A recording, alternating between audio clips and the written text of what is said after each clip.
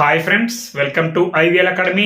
ఈరోజు హిందూ న్యూస్ పేపర్లో వచ్చినటువంటి హిందూ ఎడిటోరియల్ ఆర్టికల్ ఇంగ్లీష్ నుంచి ఎలా చదవాలో నేర్చుకోవడానికి ప్రయత్నిద్దాం. ఈరోజు మన వీడియోలోకి వెళ్ళిపోదాం. మీరు క్రమం తప్పకుండా వీడియోలు చూస్తూ ఉండండి. ఏ చిన్న సందేహం వచ్చినా కామెంట్ చేస్తూ ఉండండి, నేను తప్పకుండా రెస్పాండ్ అవుతాను.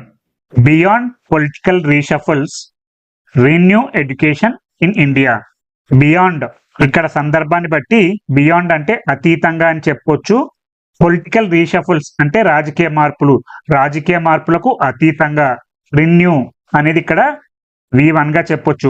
రెన్యూ అంటే పునరుద్ధరించండి. ఏం పునరుద్ధరించాలి? ఎడ్యుకేషన్ ఇన్ ఇండియా, విద్యను పునరుద్ధరించండి. మొత్తంగా beyond political reshuffles, renew education in India, రాజకీయ మార్పులకు అతీతంగా భారతదేశంలో విద్యను పునరుద్ధరించండి.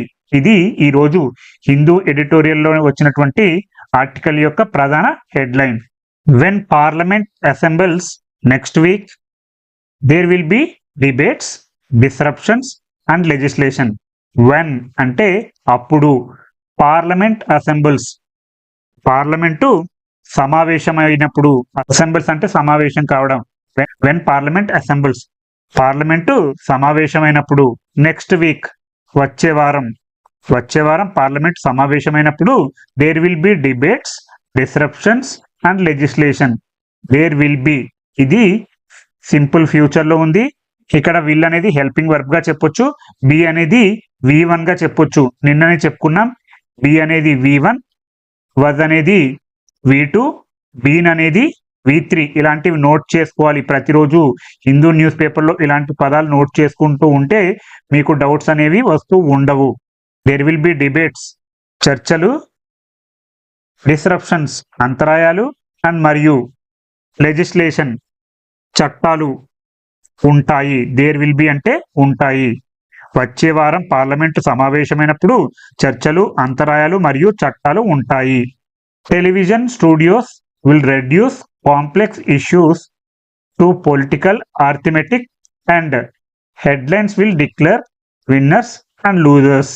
టెలివిజన్ స్టూడియోస్ ఇది సబ్జెక్ట్. టెలివిజన్ స్టూడియోలు విల్ రెడ్యూస్ తగ్గిస్తాయి, complex issues to political arithmetic సంక్లిష్టమైన సమస్యలను రాజకీయ లెక్కలుగా మార్చేస్తాయి. ఇక్కడ రెడ్యూస్ అంటే మార్చేయడం లేదా తగ్గించడం. ఈ సంక్లిష్టమైన సమస్యలను రాజకీయ లెక్కలుగా మార్చేస్తాయి. ఇక్కడ రెడ్యూస్ అంటే తగ్గించడం అని చెప్పొచ్చు, అలాగే మార్చేయడం అని కూడా చెప్పొచ్చు. అండ్ మరియు ఇక్కడ విల్ రెడ్యూస్ అనేది సింపుల్ ఫ్యూచర్ లో ఉంది. అండ్ మరియు headlines will declare winners and losers. Headlines అంటే శీర్షికలు, ఇది సబ్జెక్ట్. విల్ డిక్లేర్ ప్రకటిస్తాయి. ఏం ప్రకటిస్తాయి? Winners and losers. శీర్షికలు గెలిచిన వారిని మరియు ఓడిపోయిన వారిని ప్రకటిస్తాయి. ఈ టెలివిజన్ స్టూడియోలు సంక్లిష్టమైన సమస్యలను రాజకీయ లెక్కలుగా మార్చేస్తాయి మరియు వార్తా శీర్షికలు గెలిచిన వారిని ఓడిపోయిన వారిని ప్రకటిస్తాయి.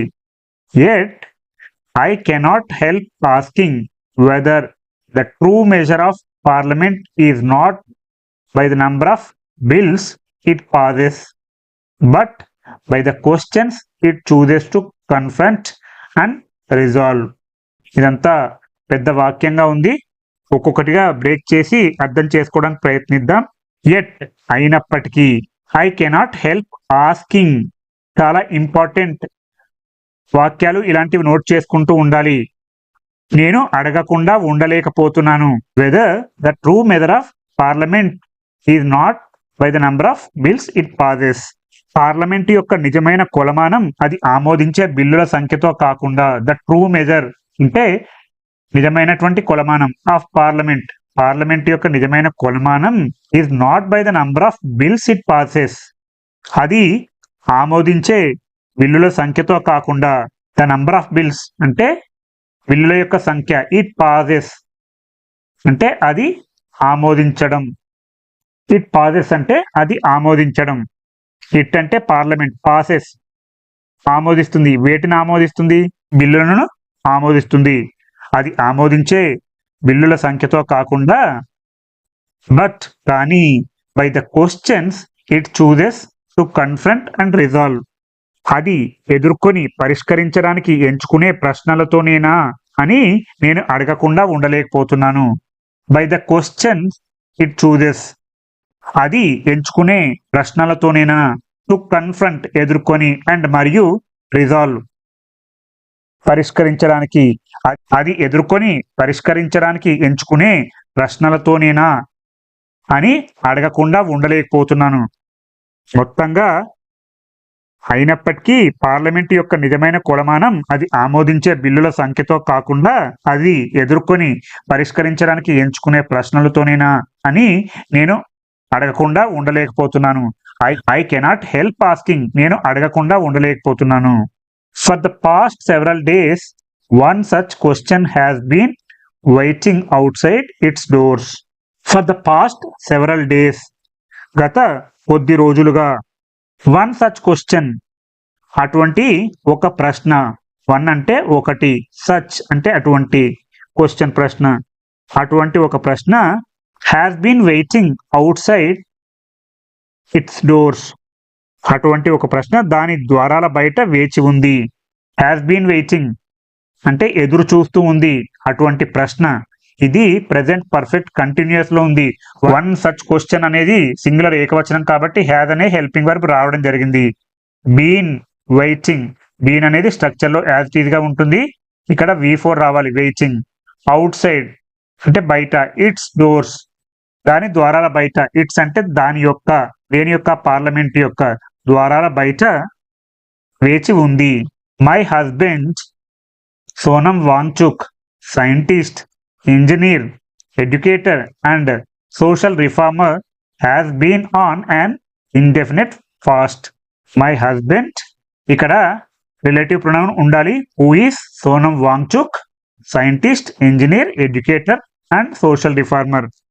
శాస్త్రవేత్త, ఇంజనీర్, విద్యావేత్త మరియు సంఘ సంస్కర్త అయిన నా భర్త సోనం వాంగ్చుక్ సైంటిస్ట్, శాస్త్రవేత్త, ఇంజనీర్, ఎడ్యుకేటర్ అంటే విద్యావేత్త, అండ్ మరియు సోషల్ రిఫార్మర్ సామాజిక సంఘ సంస్కర్త. Has been on indefinite fast. Has been అనేది కూడా ప్రెజెంట్ పర్ఫెక్ట్ టెన్స్ లోనే ఉంది. హ్యాస్ అనేది హెల్పింగ్ వర్బ్, బీన్ అనేది V3. On an indefinite fast, అతను నిరవధిక నిరాహార దీక్షలో ఉన్నారు. ఇండెఫినెట్ ఫాస్ట్ అంటే నిరవధిక నిరాహార దీక్ష ఉన్న. ఆన్ అన్ ఇండెఫినెట్ ఫాస్ట్ అంటే నిరవధిక నిరాహార దీక్షలో ఉన్నారు. Every morning I watch with growing anxiety as his body weekends. Every morning ప్రతి ఉదయం. I watch with growing anxiety as his body weekends ఆయన శరీరం బలహీనపడడాన్ని నేను పెరుగుతున్న ఆందోళనతో చూస్తున్నాను. ఐ వాచ్ అంటే నేను చూస్తున్నాను. విత్ గ్రోయింగ్ యాంగ్జైటీ పెరుగుతున్నటువంటి ఆందోళనతో. యాజ్ అంటే కారణంగా. యాజ్ హిస్ బాడీ వీకెండ్స్ అతని యొక్క శరీరం బలహీన పడుతున్న కారణంగా నేను పెరుగుతున్న ఆందోళనతో ప్రతి ఉదయం చూస్తున్నాను. ఇక్కడ వీకెండ్స్ అనేది V5 లో ఉంది. హిస్ బాడీ వీకెండ్స్ నేను పెరుగుతున్న ఆందోళనతో చూస్తున్నాను. ఎందుకంటే అతని శరీరం బలహీన పడుతున్న కారణంగా.